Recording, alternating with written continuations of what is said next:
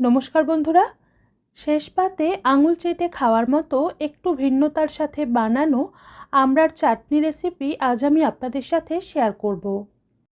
আমড়ার চাটনি বানানোর জন্য প্রথমেই এখানে আমি নিয়ে নিয়েছি 150 গ্রাম কাঁচা আমড়া।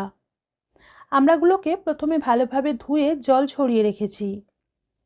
এখন প্রত্যেকটা আমড়ার বোঁটার দিকটা অল্প করে কেটে বাদ দিয়ে খোসা ছাড়িয়ে নেব। আর যেহেতু এগুলো একদমই কচি আমড়া, তাই খোসা ছাড়িয়ে নেওয়ার পর মাঝখান থেকে এইভাবে 2 টুকরো করে কেটে নেব।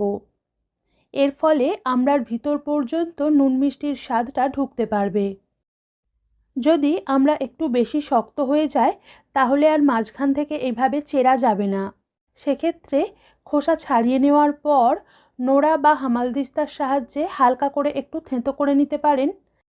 আবার আমড়াগুলোকে গরম জলে একটু ফুটিয়ে আধসিদ্ধ করে নিয়েও নোড়া বা হামালদিস্তার সাহায্যে হালকা করে থেঁতো করে নিতে পারেন। এবার একটা পাত্রে খানিকটা জলের মধ্যে অল্প নুন মিশিয়ে আমড়ার টুকরোগুলোকে 5 মিনিট ডুবিয়ে রাখব। এতে আমড়ার কষ ভাবটা একটু কমে যাবে। 5 মিনিট পর এখন আমড়াগুলোকে জল থেকে তুলে নিচ্ছি। আর এই পর্যায়ে আপনারা দেখতেই পাচ্ছেন যে আমড়া থেকে কষ বেরিয়ে জলটা একটু কালো মতো হয়ে গেছে। এরপর কড়াইতে অল্প একটু সর্ষের তেল গরম করে নিয়ে আধখানা শুকনো লঙ্কা আর 1/4 চামচ মতো 5 ফোড়ন দিয়ে কয়েক সেকেন্ড সাঁতলে নেওয়ার পর এগুলো ভাজার সুন্দর গন্ধ বেরোতে শুরু করলে কেটে রাখা আমড়া দিয়ে প্রথমে নুন ছাড়াই মিনিট 2 ভেজে নেব। তারপর পরিমাণ মতো নুন আর 2 চিমটে মতো হলুদ গুঁড়ো মিশিয়ে মাঝারি আঁচে আরও 1 মিনিট ভেজে নিয়ে দিয়ে দিলাম পরিমাণ মতো জল। জলটাকে মিশিয়ে দিয়ে কিছুক্ষণ ফোটানোর পর আমড়া সিদ্ধ হয়ে এলে দিয়ে দিচ্ছি 100 গ্রাম চিনি।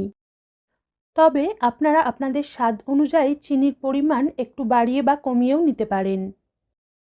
এখন চিনিটাকে ভালোভাবে মিশিয়ে দেওয়ার পর এটাকে আরও কিছুক্ষণ ফুটিয়ে চিনি পুরোপুরি গলে এলে এর মধ্যে দিয়ে দিলাম এরকম চামচের 1/2 চামচ পোস্ত বাটা।